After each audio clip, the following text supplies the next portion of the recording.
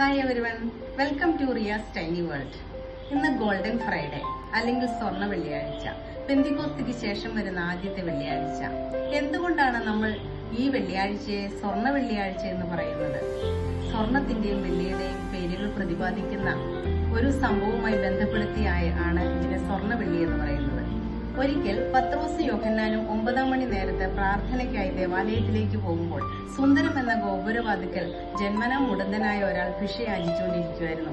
പത്രോസും യോഹന്നാനും അവനെ ഉറ്റുനോക്കി. വല്ലതും കിട്ടുമെന്ന് കരുതി അവനും അവരെ ശ്രദ്ധിച്ചു നോക്കി. അപ്പോൾ പത്രോസ് പറഞ്ഞു, സ്വർണവും വെള്ളിയും ഒന്നും എന്റെ കയ്യിലില്ല, എനിക്കുള്ളത് നിനക്ക് തരുന്നു. നസ്രയനായ യേശു ക്രിസ്തുവിന്റെ നാമത്തിൽ നീ എഴുന്നേറ്റ് നടക്ക എന്ന് പറഞ്ഞ് അവന്റെ വലതുകൈ പിടിച്ച് അവനെ എഴുന്നേൽപ്പിച്ചു. ഉടനെ അവൻ എഴുന്നേറ്റ് നടന്നും തുള്ളിയും ദേവാലയത്തിൽ അവരോടുകൂടി പ്രവേശിച്ചു. ഈ സംഭവത്തോട് ബന്ധപ്പെടുത്തിയാണ് ഈ വെള്ളിയാഴ്ച നമ്മൾ സ്വർണ്ണ വെള്ളി എന്ന്